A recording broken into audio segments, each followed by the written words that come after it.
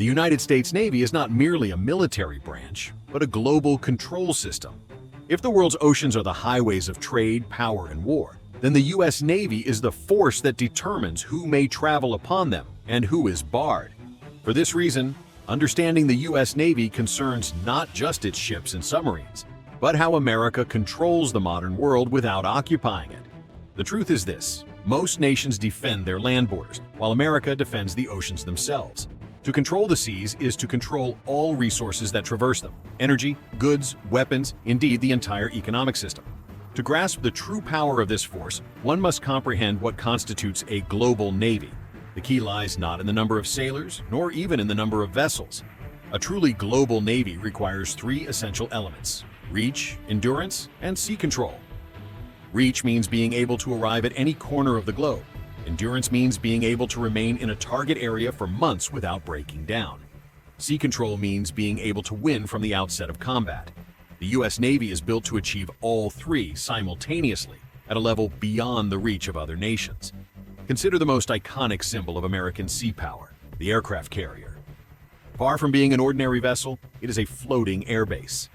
This steel colossus, displacing over 100,000 tons and stretching longer than 3 football pitches, carries its own air wing.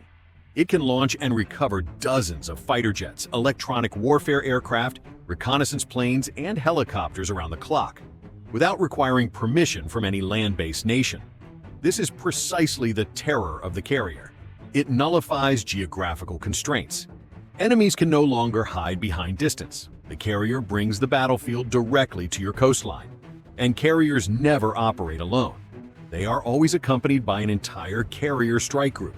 Destroyers, cruisers, submarines, and supply ships provide support and escort like a mobile fortress. True power unfolds thus. The U.S. Navy does not operate as individual vessels, but as an interconnected system. Every radar, every fighter jet, every satellite transmission, every sonar detection, every missile launcher forms a node in a vast network. This network not only detects threats, but anticipates them, tracks them, and neutralizes them.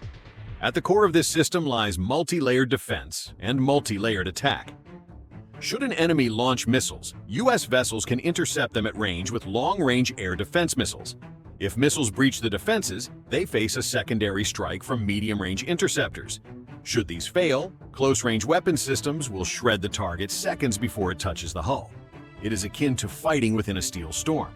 But defense is only half the story. The U.S. Navy commands the seas by controlling the airspace above, the surface, and the depths below.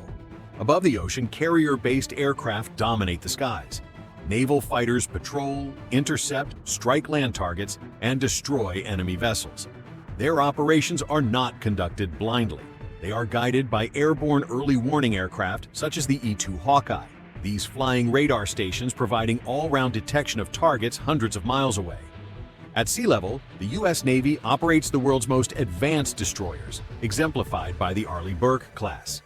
These warships are equipped with vertical missile launchers capable of carrying anti-aircraft missiles, anti-ship weapons, anti-submarine rockets, and Tomahawk land attack missiles. This means a single vessel can simultaneously escort fleets, hunt submarines, and strike targets deep inland. Beneath the deep ocean, American power achieves near overwhelming dominance.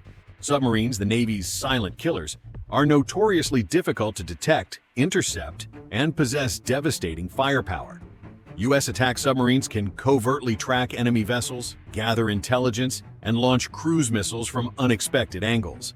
Ballistic missile submarines, the Navy's doomsday weapons, bear the mission of ensuring no adversary can deliver a first-strike annihilation against the United States. Even if all facilities were destroyed, these submarines would remain concealed in the deep, carrying nuclear missiles capable of ending the world.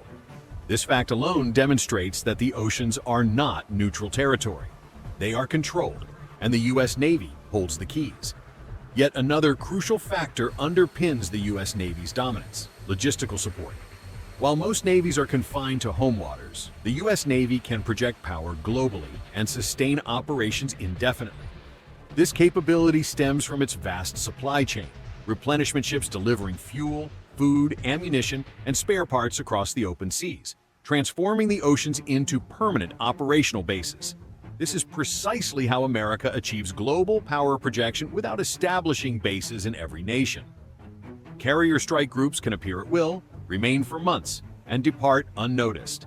They deter adversaries while supporting allies, enforce blockades while safeguarding shipping lanes, conduct airstrikes while evacuating civilians, and respond to sudden crises.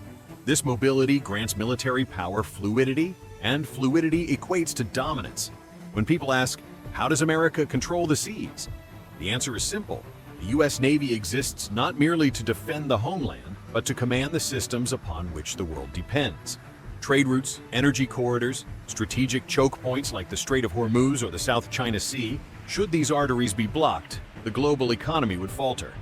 The U.S. Navy is the force that determines whether these passages remain open. In the modern world, to control the seas is to control the world's respiratory system. This is the essence of the U.S. Navy. It is not merely a fleet, but a global instrument of pressure. It can project power anywhere, anytime, with virtually no warning. For this reason, even today, America's greatest strength lies not on land, but in the distance, beyond the horizon, upon seemingly empty seas, until they are no longer empty.